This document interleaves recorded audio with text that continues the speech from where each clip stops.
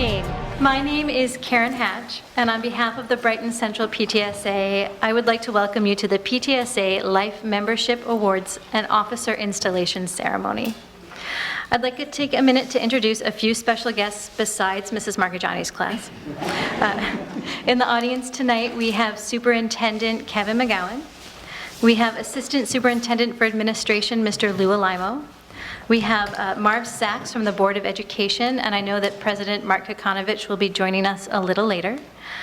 We have several principals and assistant principals in the office. I think I see Matt Tappan, Matt Como, Tom Hall, Mr. Malloy, Christine Treasure. Did I miss anybody? Are we out there? Oh, Deanna Spagnola's here. Assistant Superintendent for Pupil Services, Carolyn Rabideau, is here. Current members of the PTSA Executive Board, we've got President Ellie Rosenblum, and we've got Treasurer Alyssa Chilson, and many other members of the Brighton Central PTSA. So let us begin the evening by inviting the newly elected PTSA officers for 2017-18 to the stage for the installation ceremony. Deborah Pulley is joining us as President. Deborah, if you could please come up. Emily Minerva has been nominated as Vice President. She's not with us this evening. Same for Becky Pacone, our Secretary. And Alyssa Chilson will be filling the role of Treasurer. Alyssa.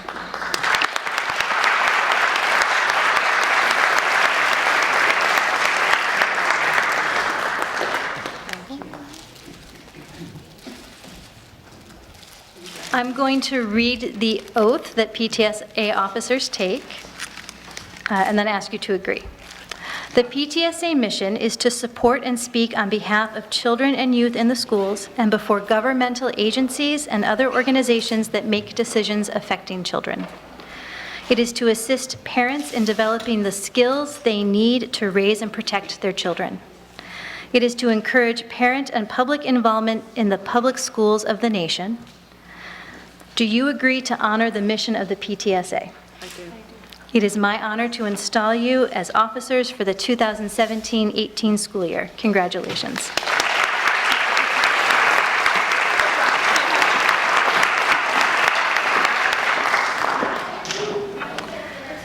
I'm excited to tell you that this is the second year we'll be presenting the Advocacy in Action Award, which is a New York State PTA award. As you may be aware, Brighton's unique funding challenges inspired members of our community to form a powerful grassroots organization to advocate for change. They are known as Fight for Brighton. And I'd like to welcome PTSA President Ellie Rosenblum to the stage to present the New York State PTA Advocacy and Action Awards.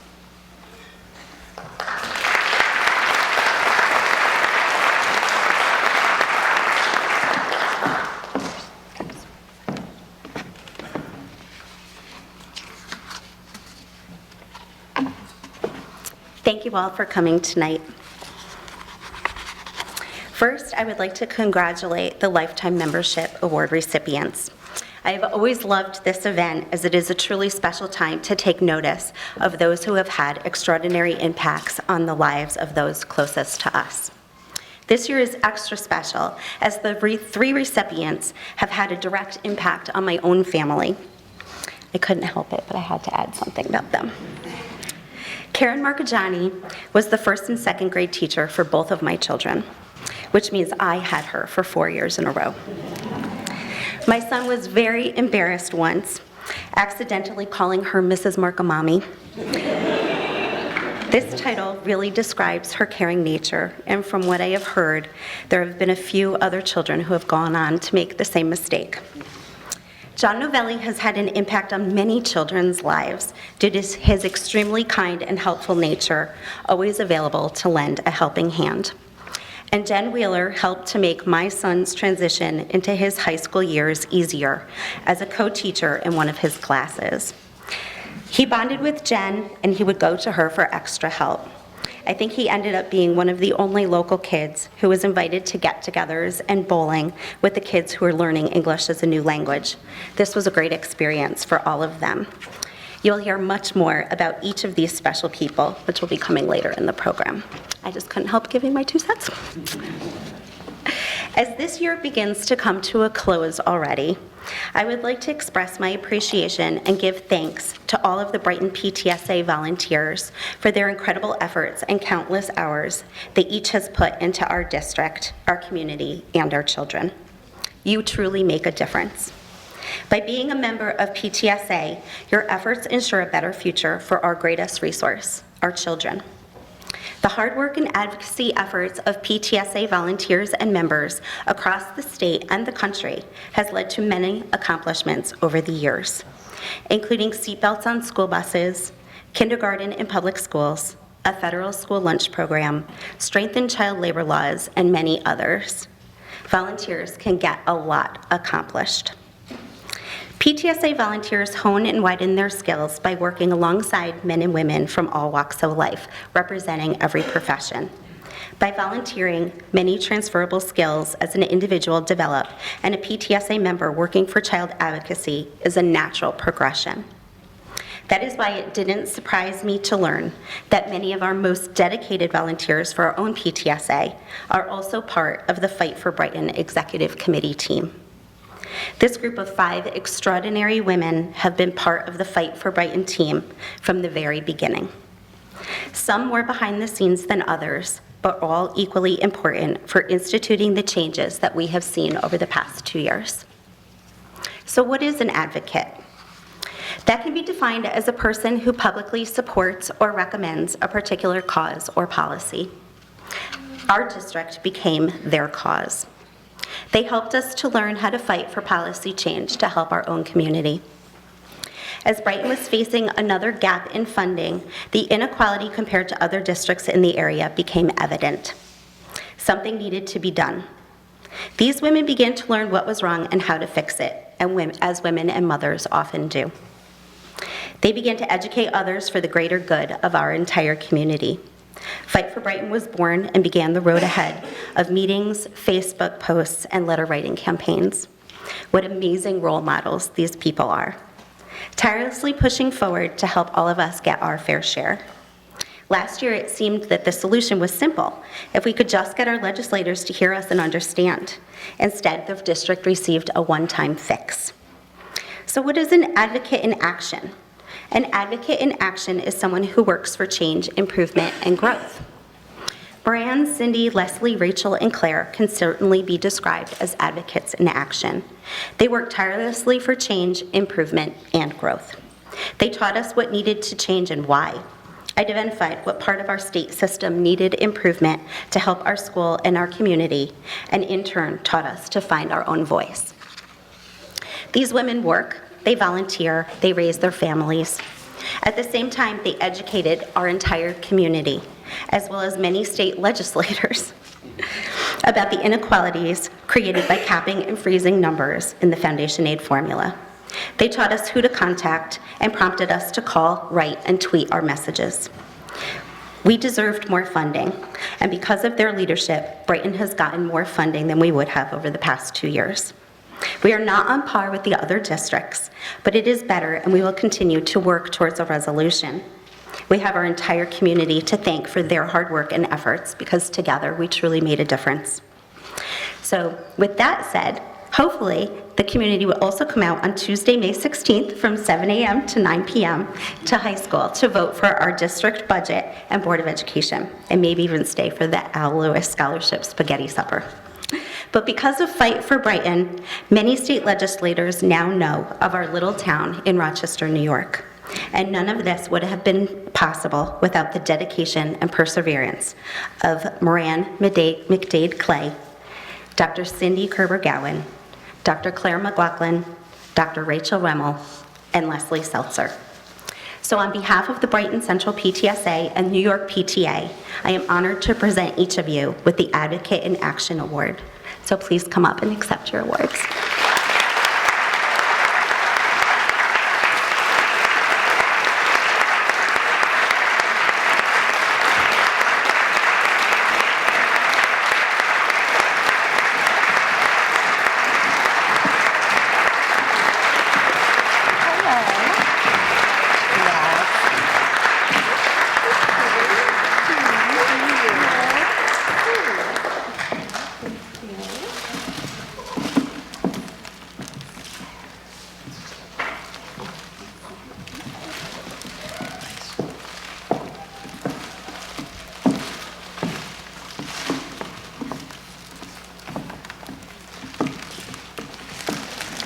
Thank you all so much.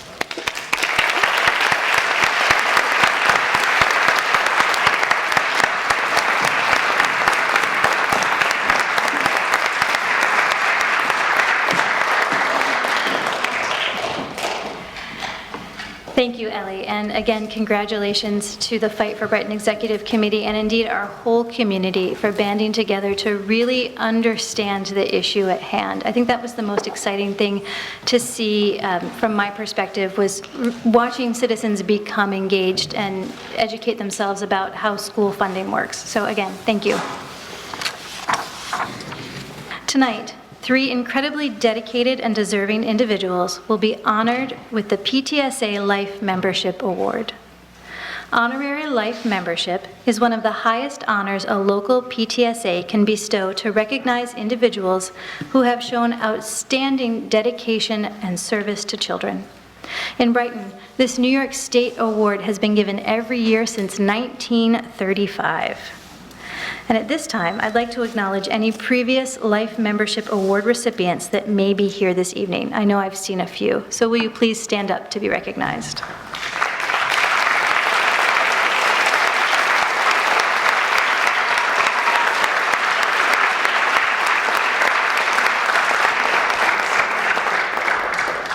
Thank you. In honor of each recipient, a donation has been made to the New York State PTA Scholarship Fund. The purpose of this fund is to help recruit and maintain future generations of highly qualified teachers. Our first presenter this evening is Sonia George, who will introduce you to CRPS teacher Karen Marcagiani. And Mrs. Marcagiani's class. I'm going to read these right here for you. Does she put it on or just take it home? Does she put it on or just take it home? Just take it. Ready? Hi, everybody. Thank you for coming out tonight. Bear with me, this is a large group. Okay, guys say hi. Hi. Hi, Mrs. Marcagiani.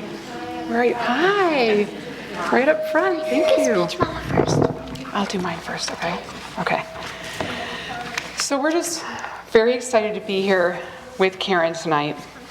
We're really thankful that she's been awarded this honor after 30 years of teaching. Is that correct? Yes. The day I received the email about this award, excuse me, I remember thinking about Karen nonstop and reading it and rereading it again and thinking, I must be missing something. I was looking on the past recipient list and being kind of shocked that she hadn't received it yet. In my mind, I thought that was a given, maybe multiple times. So I decided that day to submit her nomination, and literally within hours of emailing the parents in our classroom, I had several letters, like full of love and abundance in recommending her for this, and everyone was just so excited and couldn't wait to have their kids write letters. It was just lovely. Just a minute. She has had and really continues to have such an incredible impact on so many families. Everyone who knows Karen, Mrs. Marcagiani, is so fortunate to have her in their lives. She has been such a gift, not just for Marlo, but for our kindergartner, Coco, right there, who was really hoping to have her as a teacher next year, but will not be. But she will be around. I know, okay, that'll be good. She has incredibly positively influenced our entire family in so many ways. And most importantly, though, is how she's really instilled an absolute love of learning in our kids, and we're so grateful for that. They're so excited to go to school every day, and I know Coco was not your student, but it really has trickled down to her, as well as her existing teacher. But yes, she respects that so much. What I've seen her do for kids far exceeds the job description of a teacher. And we're just forever grateful for that. And we're so thankful for you and for knowing you. And just 2 years, I can't believe it. I respect and admire you so much. And you are a role model for all of us. And the kind of woman that I want our kids to grow up to be. We love you.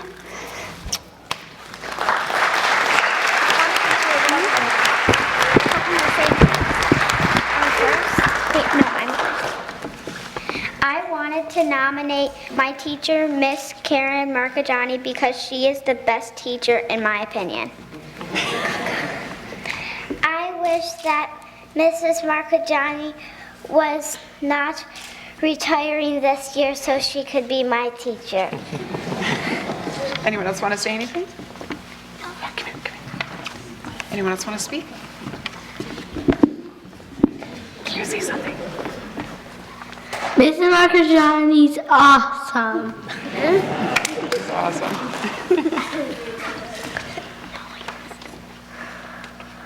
Mrs. Marcajani is the best teacher that I ever had in second grade because this is the only second grade I have.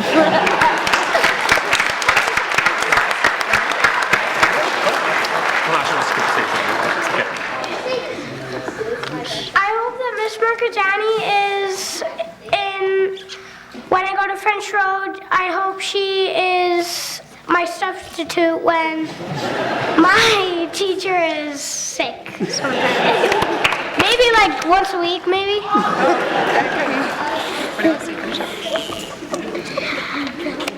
I wish that Miss Marcajani wasn't retiring because I knew that Coco would really like her as a teacher.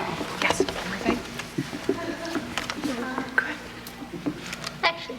Okay. Anything else? You're good? Okay. Can you please come up, Mrs. Marcajani?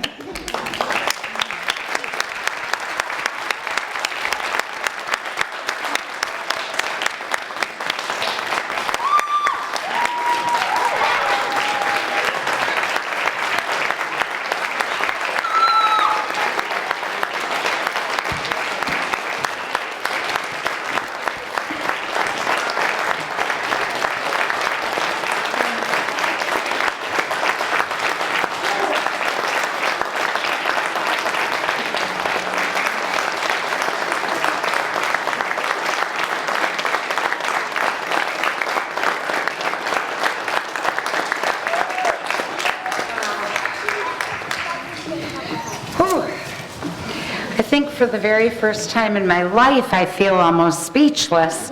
That was so beautiful, and thank you so much from the bottom of my heart. When I first walked into this school in 1986, under the leadership and guidance of Janet Gibbons, I knew at that time that this is somewhere that I wanted to be for the rest of my life. And here I am, not the rest of my life, but the rest of my career. It's a special place. That's an understatement. Thank you so very much to our PTSA and everyone for this incredible award. I want to especially thank Sonia George, Marlo's mom, for this touching nomination.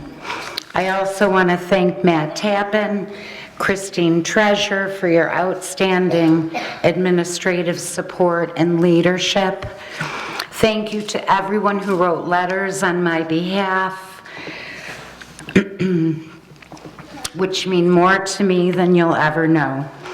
Thank you to my amazing family and to Vinny and Rebecca for coming from Oswego for this evening, for all my friends and colleagues, and to the entire Brighton community who exemplify the true meaning of what education can and should be.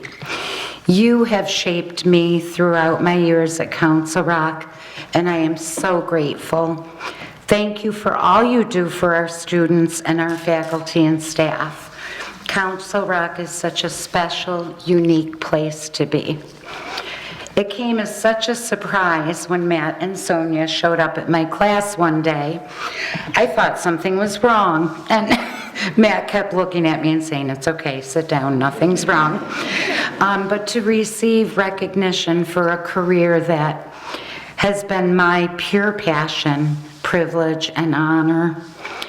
I want to dedicate this award to all of my students, past and present, who have always made coming to school so much fun. Your enthusiasm, excitement, inquisitive nature, hard work, kindness, and caring are what it's all about.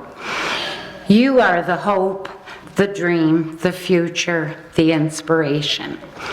Being your teacher has been my pleasure. Thank you to all your beautiful families who do so much for all of us every day.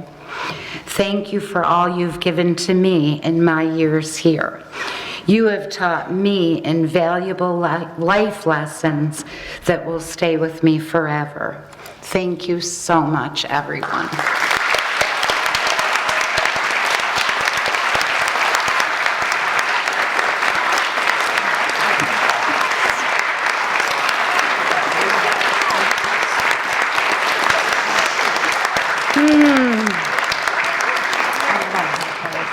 Okay, now we're going to walk down.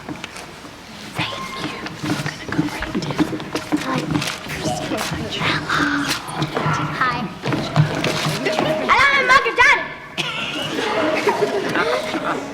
Asha wants to make a speech, I think. Thank you so much, you guys.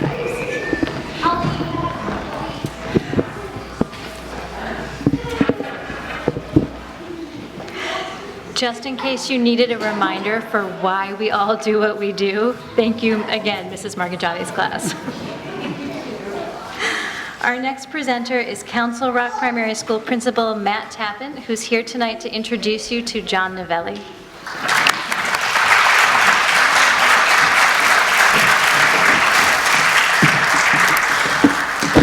Well, talk about a tough act to follow, that is for sure. John, I didn't get a gaggle of kids to be able to come up and sit for you, but we'll do what we can. So, welcome tonight to Council Rock. It is my honor and distinct pleasure to share with you a little bit about John Novelli this evening. As I reread the qualities that the PTSA committee was looking for in awarding the Life Membership Award, John consistently embodies each of them. He's an advocate for children. Daily, he exceeds his job expectations and lives life as a role model for the entire Council Rock community, both for the students and for the adults. I think that sometimes people underestimate the power a position like John's can have on the culture of a school. There is no doubt that John is part of the fabric that is Council Rock and Brighton, and without him, there would be something missing from our community. John started working in the boiler room at the Brighton High School in November of 1987.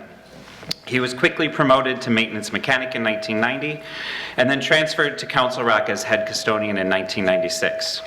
Just last year, he was promoted to district custodial operations supervisor while he maintained his duties here as our head custodian at Council Rock. Thank goodness. So, in preparing to submit my nomination for John, it was wonderful to hear the responses of those I asked for a letter. In every single case, there was a huge smile, an enthusiastic, of course, whatever John needs. And universally, it was followed up by, you know, I can't think of anyone more deserving than John. And that's what I've heard over and over again. So if you don't know John, there's so much to learn. First and foremost, he is an incredibly hard worker and a wonderful custodian, but that barely scratches the surface of what a wonderful person he is. He is responsive, kind, wonderful with staff, with kids, with the families at Council Rock, and really anyone who enters our humble building.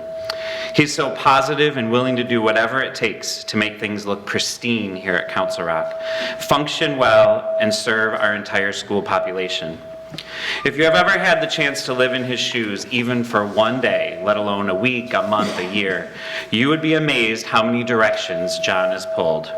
Whether it is a cleanup in the classroom, salting the sidewalk, helping a child get loose from his or her jacket with one of his special tools, or anything, truly anything, there is nothing that John says no to, or even gives an ounce of resistance to doing. In fact, it is always greeted with a smile and a sure, whatever you need.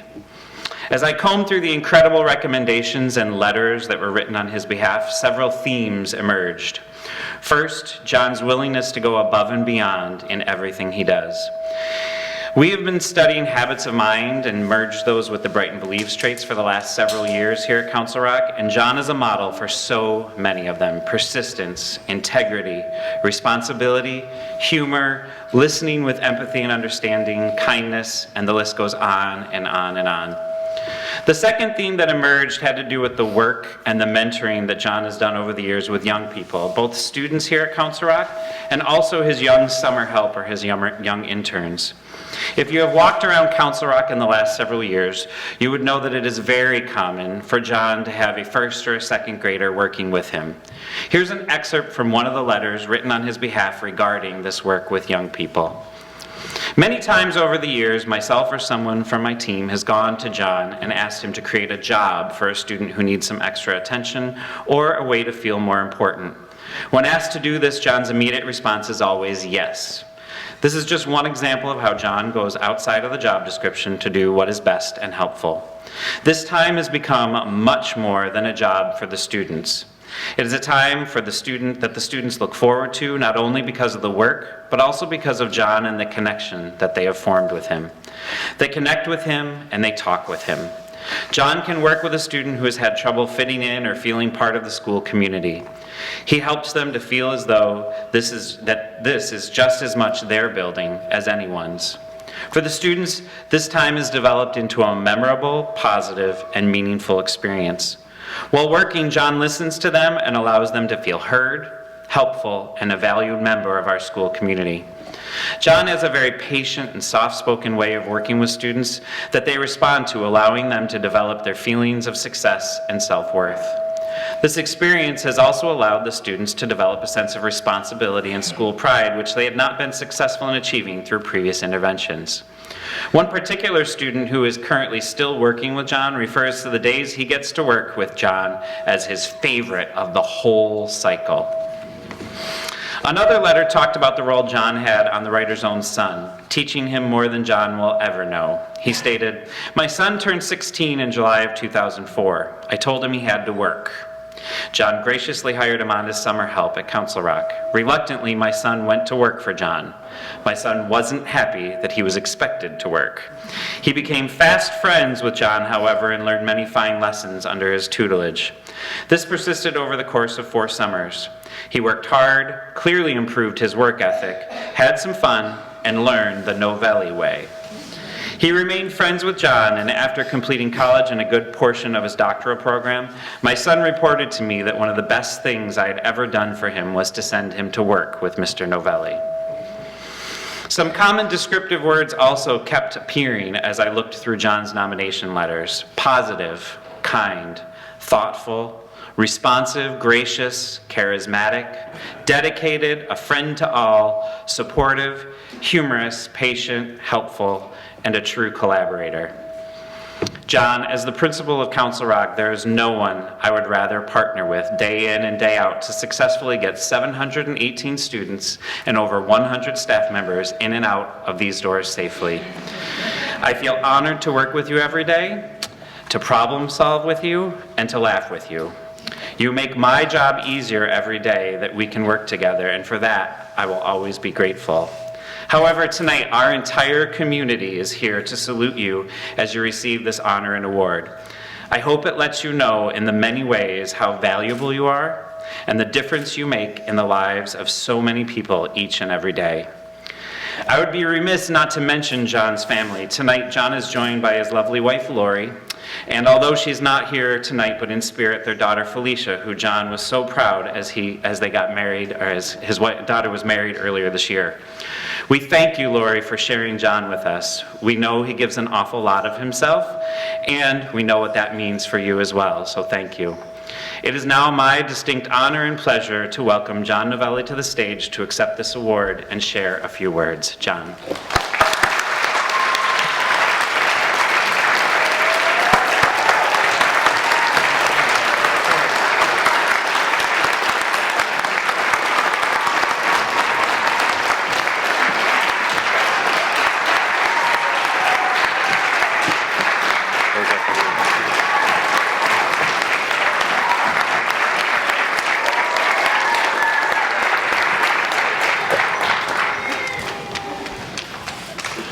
That should make it even more difficult.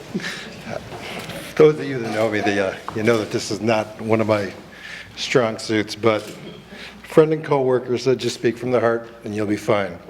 So here goes. I want to start by saying how honored and humbled I am to receive this award from the PTSA. Knowing that it comes from the PTSA, my core workers and community members makes this award so very special. For this, I say thank you. To Matt Tappan for nominating me. Working with you every day has been a pleasure, and I enjoy seeing you every morning and knowing that together we could get through anything that the day brings. To Christine Treasure, Paul DiStefano, Jenny Robinson, Jane Higgins, Julie Dubois, Terry Derland, Doris Young, Denise Kotlick, April Holmes, Stasia Rush, and Jen Allen. Thank you so very much for taking time out of your very busy schedules to write letters of recommendation for me. It is an honor and pleasure to work with such an incredible bunch of people every day.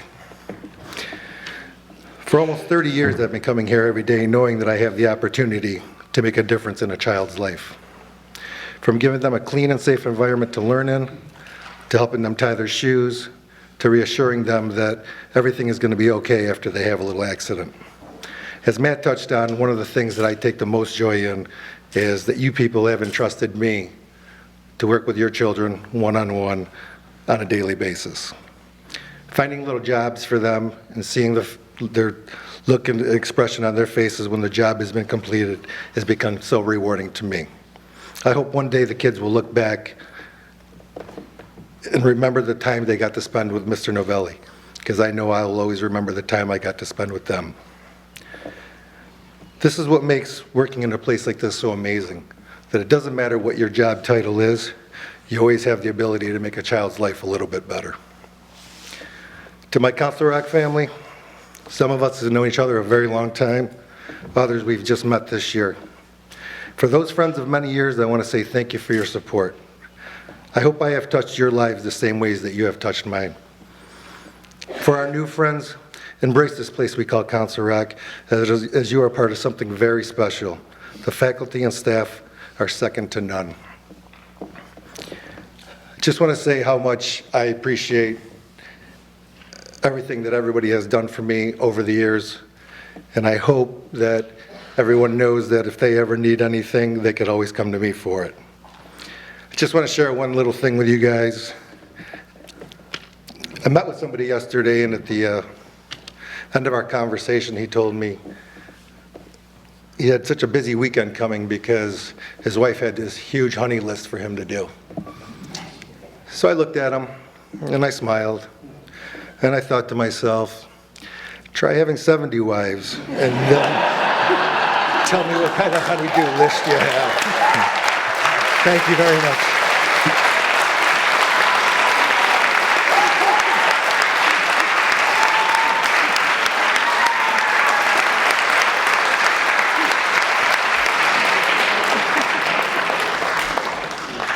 That was well done. Thank you. For our last presentation of the evening, please welcome Mary Jo Jepson, who will introduce Brighton High School teacher Jennifer Wheeler.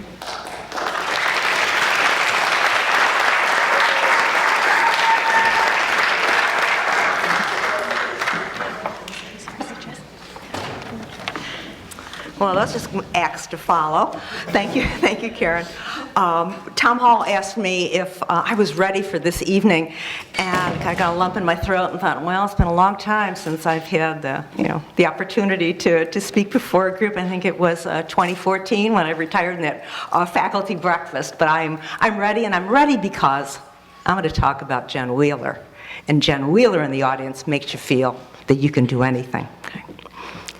I asked for some letters of recommendation, starting probably in late December, and I'm sure family and friends who noticed my red eyes and some sniffling must have thought I was having some sort of postpartum depression blues, but I assure you I have none of those.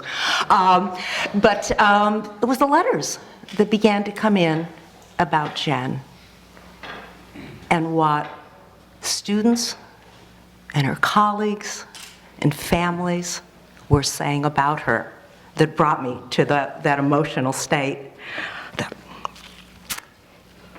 Early on, I met with one of Jen's students as we were going to plot on how to get more students to write letters, and there are many of her students who are here today. And in the course of that conversation, the student said to me, you know, Miss Jepson, Miss Wheeler makes me feel safe. And that's a theme that ran through all the letters of nomination regarding Jen. And isn't that really what we want for our own kids? We want to be safe. As teachers, do we really believe when they come to parents tonight that they want to hear about the Common Core or how many, whatever indices we might be looking at? No, they come to kick the tires and see if their child is going to be safe with us. And it's not the fire extinguishers in the hall. They're talking about an emotional safety. And Jen Wheeler has created that. Imagine being an immigrant coming to this country. There's a new language, there's different customs, and there's a whole alphabet of institutional bureaucracies that you've got to get through. And maybe you've got a teenager or two in tow. Jen Wheeler creates a safe space for them. So I'd like to read to you some of the comments that colleagues and former students and families and current students and family member have said. Here's how safe was thought of by her colleagues. One teacher wrote, "Jen's room is an oasis, not only for her English language learners or her native-born speakers, but also for us colleagues. I'd often drop down just for a boost. Maybe things weren't going so well in my own life, or maybe things weren't going so well in my classroom. But I watched her in action, I breathed in that air, and I left her room empowered." Another teacher wrote, "Oh, she can be a bulldog. When she feels a student needs additional assistance, she lets counselors and administrators know." Another teacher, "When I struggle in my mainstream classroom to meet the needs of my English language learners, Jen has helped me come up with ways to modify my lessons. And when I leave her room, I'm more confident." Another, "She's become a sanctuary for so many, regarded as fair and reliable and trustworthy. Her classroom is culturally diverse, a setting where all students feel welcome. Jen attends to the details of her students' transitions, ensuring that they are not only academically successful, but also safe at school. The ESOL room that Jen oversees is the district's true melting pot, a miniature United Nations attended by a person with grace, talent, intelligence, and much compassion." And then there were the letters from from the parents, who are so grateful.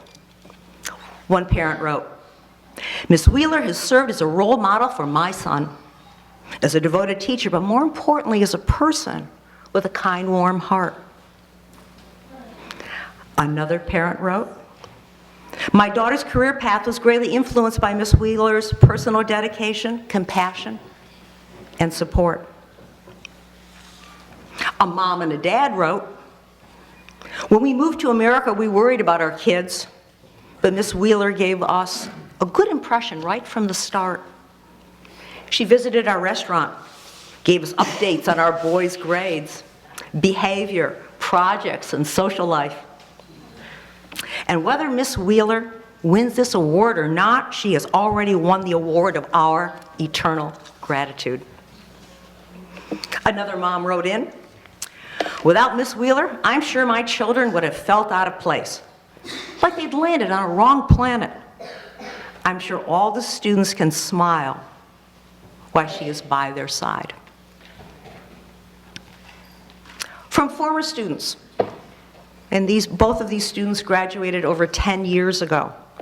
One of them wrote, "One of the first things that come to mind when I recall Miss Wheeler is her warmth. And even though I wasn't an ESOL student, she always made me feel welcome in her classroom. She encouraged my passion for foreign cultures and helped me gain confidence in myself." And another one wrote, "As I grow older, I understand the uniqueness of Brighton and its contribution to my success and growth, and Miss Wheeler and the work she does for Brighton is boundless in its contribution to creating globally engaged citizens who today are fighting against injustice, contributing to underserved communities, and working towards greater human rights. And then those current students, many of them here this evening, they wrote things like, Miss Wheeler, she introduces us to American culture and makes everyone feel welcome. To all of us, she is our great protector. Miss Wheeler is like a parent in school. She chases after us if we have bad grades and teaches us good manners. Miss Wheeler, you taught us how to be respectful and interact with other cultures.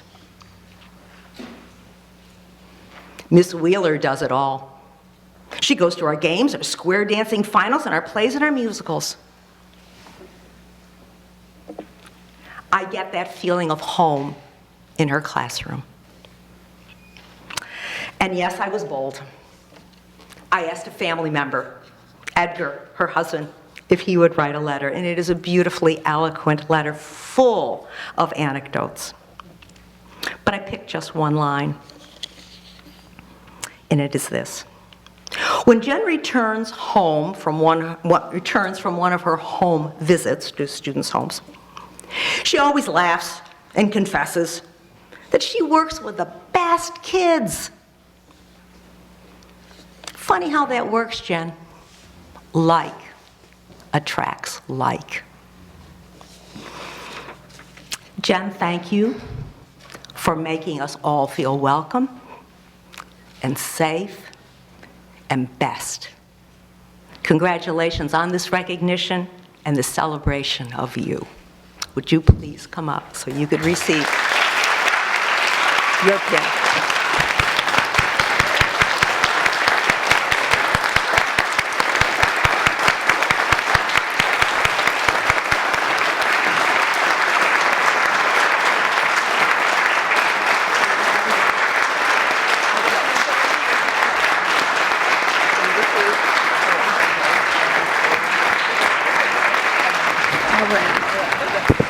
After that, I have some tissues.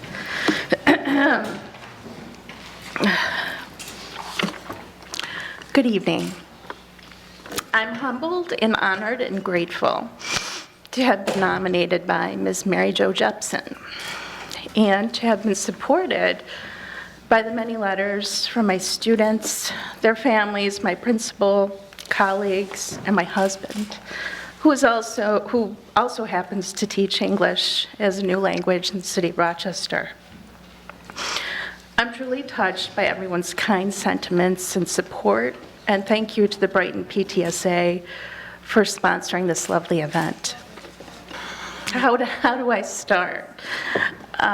Working as an ESOL teacher here in Brighton has humbled me as well. And the greatest lessons that I have learned have not surprisingly been from any New York State regents or national education reform agenda, but rather the adolescents that I'm honored to work with and alongside every single day in our classroom. Public schools are where this magic happens. Often, public schools are not valued, but they're special places.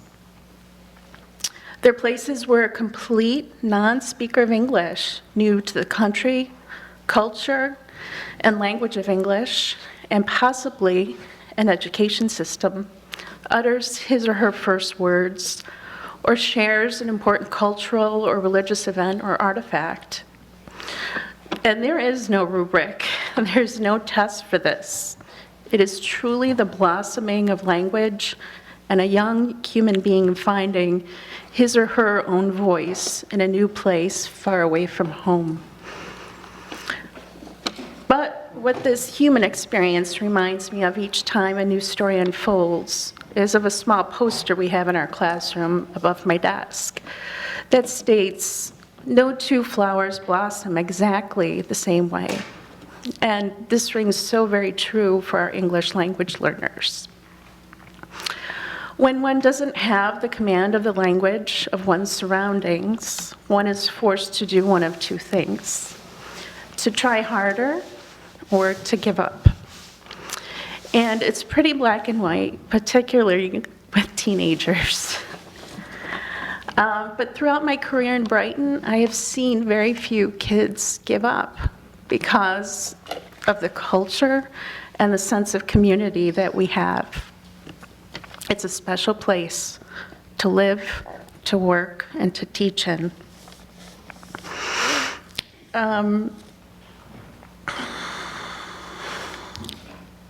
But throughout my career in Brighton, I've seen very few kids give up. And I think that this is what I'd like to focus on, that idea of resilience. That thing that makes us get up and keep going when we've been knocked down. Not knowing what challenge awaits us next as learners and as teachers.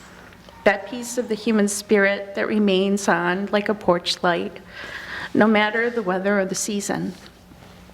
There's a wonderful Japanese proverb that goes, fall down 7 times, get up 8. I like to share that when working with English language learners, our community's immigrants, heritage learners, and refugees who have immigrated to Brighton. It is not easy to uproot and transplant yourself and an entire family into a new country where you don't know the language, let alone geometry, biology, physics, history, Shakespeare, or where the nearest restroom is, or if you will have new friends in this new foreign space called high school. And it has not become easier. We are living in increasingly difficult times in which entire peoples blame other peoples for their social and economic problems, and where vitriol makes a clearer soundbite than that of human goodness. As an ESOL teacher working with immigrants and refugees, I can tell you this story plays out the same way over and over because I've heard the same narrative retold by students from every corner of the globe. And this is why we need to always remember we are a nation of immigrants. That beacon light of hope for the rest of the world, even here in Brighton. We are the example, we're the model that others look to in working with and among diverse people from every background of our planet. We are global citizens and teachers, multicultural, multilingual, multilateral in our thinking. We cooperate, create, and converse, even when we may not truly understand one another's language, culture, or perspectives fully. But that is what makes us an ideal. Even now in these times, as a nation and as a school district, we must always strive to be the ideal and to be global citizens, seeing the world from multiple perspectives. In these times, as educators and as students, we are tested. Our resilience, our humility, and stamina, they whisper to us to not be discouraged, but to encourage, to nudge, and to push forward and to grow despite all odds and obstacles.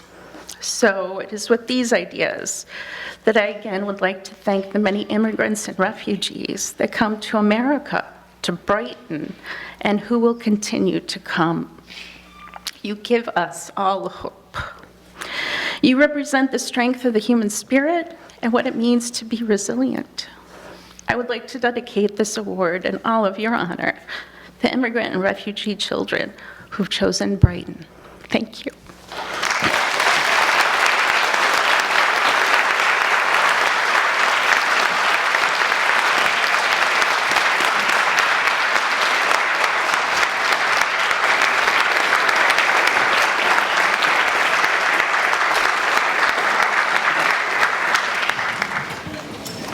This completes tonight's award ceremony.